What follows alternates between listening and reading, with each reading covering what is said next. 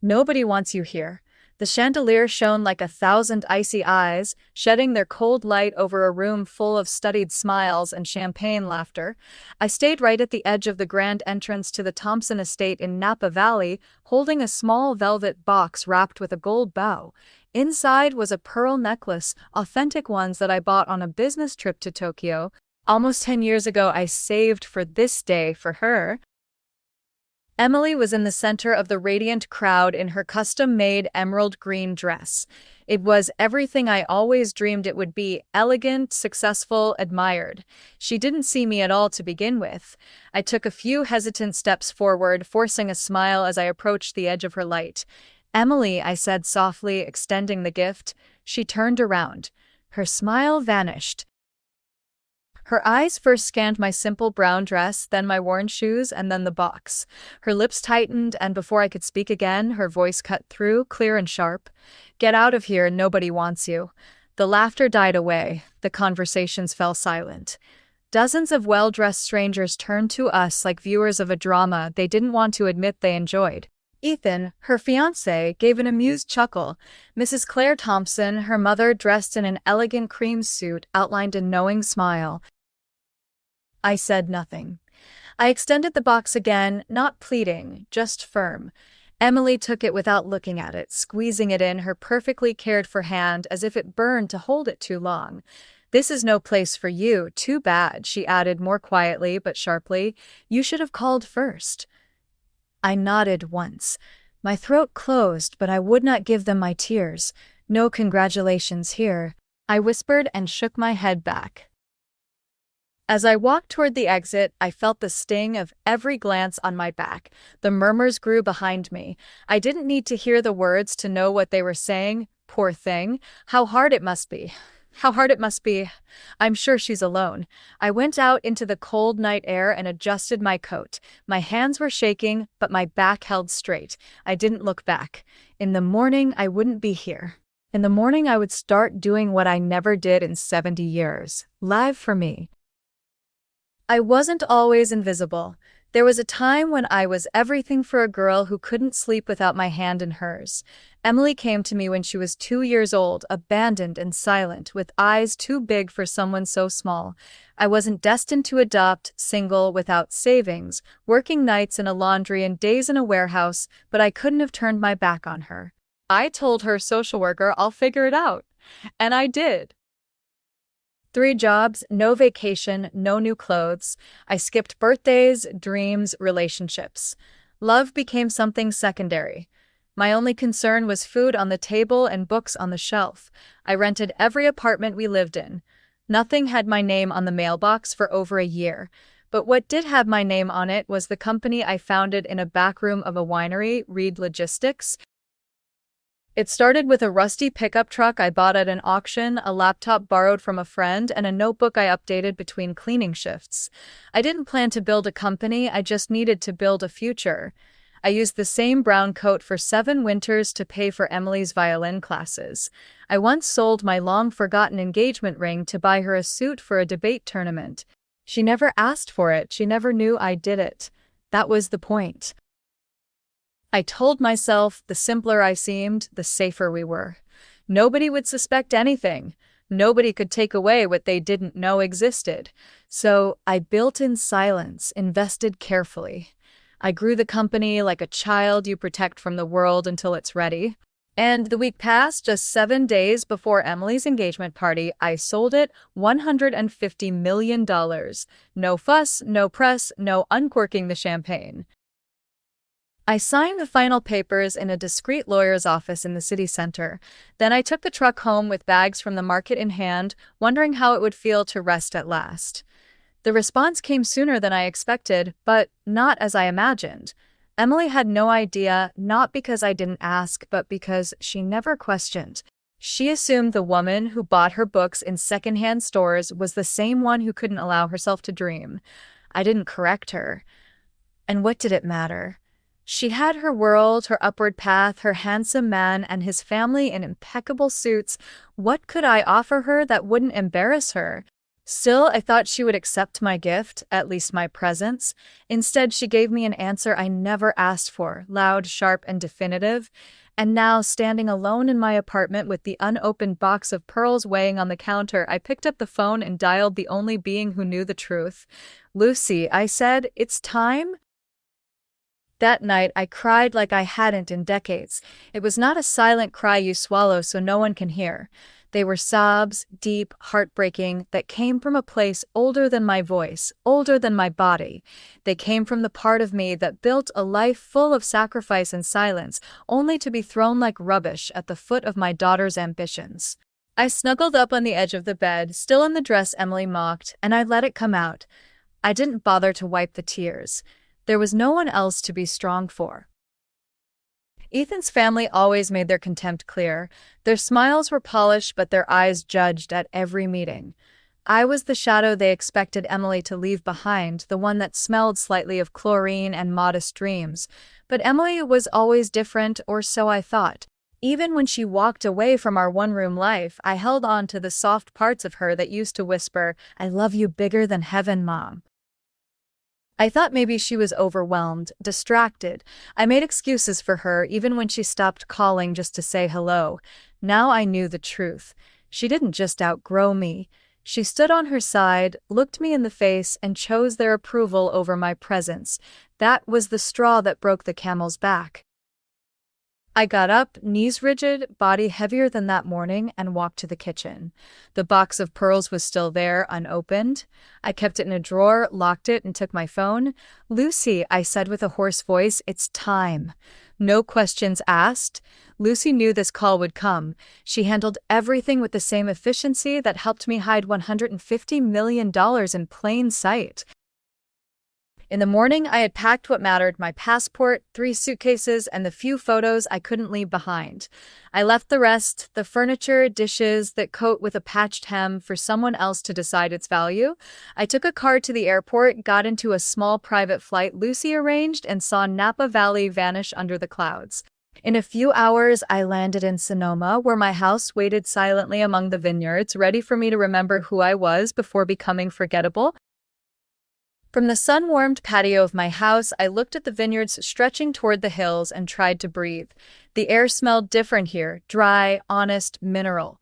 I hadn't slept much, but for the first time in years, the silence was not a threat, it was a relief. Then my phone vibrated. It was Rose, the domestic worker I hired years ago in Napa Valley. She was the only one who still spoke as if I were still someone. "They are ridiculing you," said her message. "Every day." I sat slowly and reread the text. "I couldn't bear the luxury, apparently," Emily said to her guests at a later brunch. Poor thing, she froze when she saw the crystal cups. Mrs. Claire Thompson, always so kind, added that I asked them for money, that I always acted as if I had nothing. It gave me so much sorrow.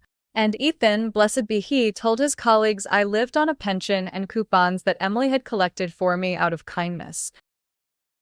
Not only did they pretend I didn't exist, they were rewriting me as someone worthy of pity, disposable. I shouldn't have been surprised, but I was, not because they lied, but because they did it so easily, as if I had no face, no memory, no past they were forced to honor. I was becoming a character in their carefully curated lives, the shameful mother who left because she couldn't keep up with them, not the woman who rescued them from financial cliffs more than once, not the one who bought Emily's first car in cash or paid Ethan's prosecutor fine under the guise of an anonymous apology. That woman didn't fit their story. They needed me to be small so they could be big. I closed the message and put the phone by my side. I didn't cry, I didn't scream, I didn't call them to correct the narrative. Instead, I poured myself a glass of water and let the silence stretch until it stopped hurting. Then I opened my laptop and typed 3 words into the search engine: Private Investigator Napa Valley, now to see what else they were hiding while they thought I was gone forever. Oliver Bennett was not warm, but he was efficient, and that was all I needed. He was in my email 3 days after our first call. His message was brief: "They are worse than you think," attached. I opened the report, sitting at the kitchen island with the morning light passing through my coffee cup. I read slowly, carefully, because something in me already knew this would not be only about pettiness or pride. It was deeper. Oliver started with Ethan. The man who laughed while my daughter humiliated me had a startup on the brink of collapse, $6 million in debts and rising. Its investors had practically disappeared. The loans were in default. A silent embargo had been placed on the company's warehouse just 2 months ago, and still he was organizing fundraising events, smiling for magazines, pretending everything was going smoothly. Even worse, he was supporting his failing business with lines of credit opened in Emily's name. Oliver sent copies of the applications, forged signatures that were almost convincing. I leaned back, blinking slowly. My daughter, with all her obsession with appearances, had no idea they were using her as a checkbook. And that wasn't all. Oliver had photos, surveillance. Ethan on the balcony of an apartment in the center of Napa Valley embracing a woman at least 10 years younger than Emily. They were not discreet, in fact, they seemed comfortable, accustomed. She had a key. Oliver found the second phone registered under an alias Ethan used, linked to that address. I slid through the images one after another and felt nothing but a calm, measured rage. Not for Ethan's betrayal, I never liked him, but because Emily, my daughter, mocked me for being small while tying her life to a man who would let her sink before admitting he didn't know how to swim. It wasn't just arrogance, it was blindness. I closed the folder and whispered into the silence, "Let them build their tower." My voice was firm, calm, almost friendly. "I'll decide when it falls." I sent the file to Lucy encrypted with a single line of instruction, "Keep it safe, this is just the beginning." Then I opened a drawer in the hall sideboard and took out a letter I never sent, one I wrote years ago when Emily started to drift away. I reread the paragraph, ran my fingers over the paper, and folded it back into its envelope. Now I had proof. Now I had time. Now I had clarity, and soon they would have consequences. The morning of the wedding, I woke up early, not out of nerves, but out of certainty. The sky over the valley was still pale when I called the florist. "I want white calla lilies and eucalyptus," I said calmly. "Full height. No filler flowers." The woman on the phone asked for the message. I spoke slowly, making sure each word fell exactly where I wanted. "For Emily, on the biggest day of your life, from the woman you erased." She asked if I wanted to include a name. I said, "No. She'll know." I hung up and looked at the hills for a long time, the coffee getting cold in my hands. I didn't wonder how Emily would react. That wasn't the point. The point was that she would have to see me, not in person, not at the altar, but there, flourishing in front of all those she wanted to impress. I wouldn't be forgotten. Not today. Later that morning, I met with Lucy in a quiet corner of the Vineyard office. She had already prepared the press list, 3 main local channels, a national financial medium, some freelancers specialized in stories of wealth and family legacy.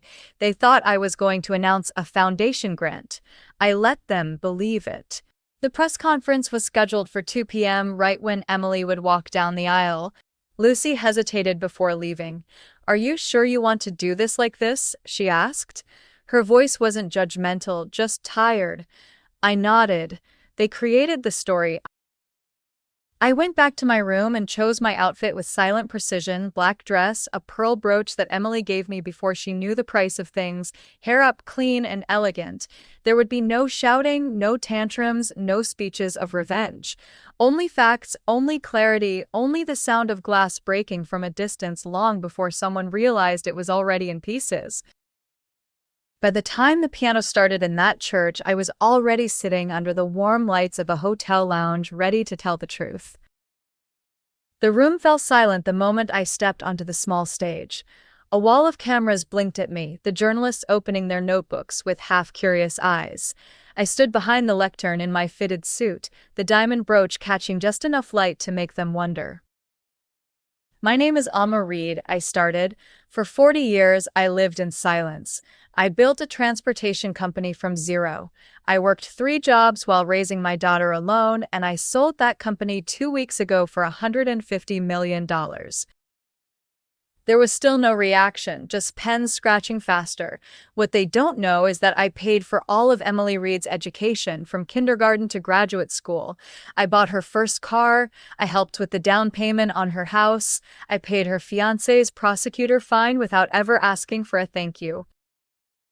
Now the murmurs began, and last week I continued. She told a room full of strangers that I was nobody. I paused and scanned the room with my gaze. The faces changed, curious, cautious. Her fiancé, Ethan Thompson, has a debt of $6 million. He has opened multiple lines of credit in Emily's name without her knowing. He's involved with another woman, and unless something changes, today he plans to have Emily sign a series of documents the day after their wedding, making her completely responsible for the collapse of his business. The gasps broke ranks. A reporter raised his hand, but I gently shook my head. My legal team has verified the documents. My researcher, Mr. Oliver Bennett, is here to share the evidence. Oliver moved forward and began to show screenshots, account statements, and surveillance images. The last photo, a blurry kiss between Ethan and a red-haired woman, struck like a hammer. I stepped back to the microphone. They didn't invite me to the wedding. They told me I didn't fit, that I embarrassed them. But while she was building appearances, I built her future. I took one last breath and said it clearly. She called me nobody.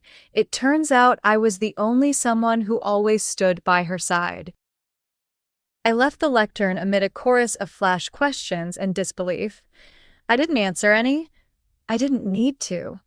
By the time I got into the car waiting for me, my phone was already ringing with a number I hadn't seen in days.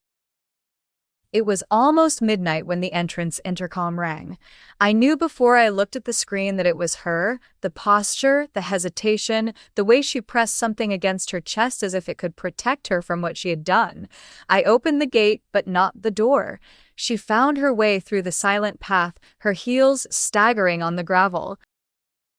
When I finally came out, she looked smaller than I remembered, red eyes, makeup running down her face, arms wrapping herself as if something had already abandoned her. "Please," she whispered. "I didn't know. I thought you were just—" "Exactly," I said. "You thought. You never asked." She looked away. The night held its breath. "I ruined everything," she said, her voice breaking. "I believed what they said about you, about everything. I thought you were holding on, that you were bitter. Poor thing, I didn't know who you really were." "I wasn't hiding," I said softly. "I was waiting for you to see." She took a step forward. "Let me fix this, please. Whatever you need me to do, I'll do it right." I looked at her for a long time.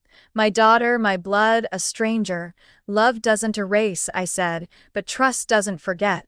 She broke then, shoulders trembling, the kind of crying that strips pride from the bones. I didn't move to comfort her, not because I didn't care, but because I learned the hard way that forgiveness without limits only breeds privilege. I opened the door behind me just enough to talk without inviting her in. "You can stay in the guest house tonight," I said. "We'll talk tomorrow." Then I went inside and let the door close softly behind me. We sat face to face the next morning with a teapot of tea cooling between us. The silence was dense, not hostile, just full. She didn't apologize again. I didn't ask her to. "I know I hurt you," she said softly. I nodded. "Yes, you did." She looked at her hand, like she was looking for the version of her that used to fit there. "I don't know how to come back from this," she whispered. I clasped my hands over the firm table. "You don't go back, you go forward, different." Her eyes filled anew, but she didn't cry. She was learning containment as I learned it through pain. "You are not my enemy, Emily," I said, "but you're not in my close circle." She looked up fast and saw the punch land, not as punishment, but as truth. "I cannot pretend nothing happened," I continued, "but I'm not here to destroy you either." She nodded slowly, as if listening to a language she used to know but had forgotten how to speak. I slid an envelope across the table. "This covers 6 months of therapy. You don't need to know who pays, just use it." She took it with trembling hands, with the careful gesture reserved for something sacred or very fragile. We didn't hug, we didn't say goodbye.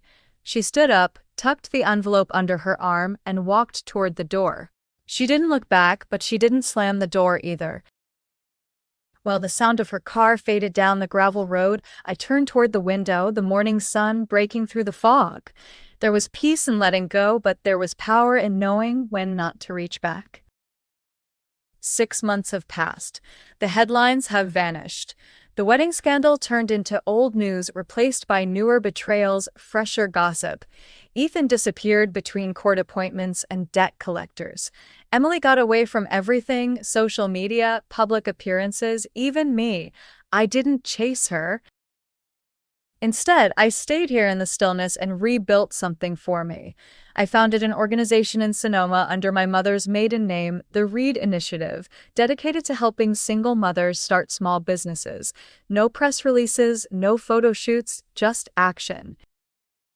Some days I read the applications and see glimpses of Musher Soft, the girl I once was, tired, malnourished, but holding a whole world for a child who calls them mom. I finance what I can. I mentor when they ask me. I no longer need to be seen. I just want to give what I never had, a shameless start. This morning I sat on the porch with a journal I hadn't touched in years. I wrote one line on the first page. I told my youth to give it my all. Now I claim the years I have left, and then I closed it. That was enough for today. Later, I visited a local gallery and walked alone, letting silence envelop me. Near the back wall, I stopped in front of a painting titled Resilience. It wasn't grand, just brushstrokes rising from shadow to light, but something in me tensed and then gently released. I smiled, not because of the past, not even for what I had overcome, but for the fact that I was still here, clear, complete, and finally enough for myself. I built a company for my daughter, but by losing her, I found myself.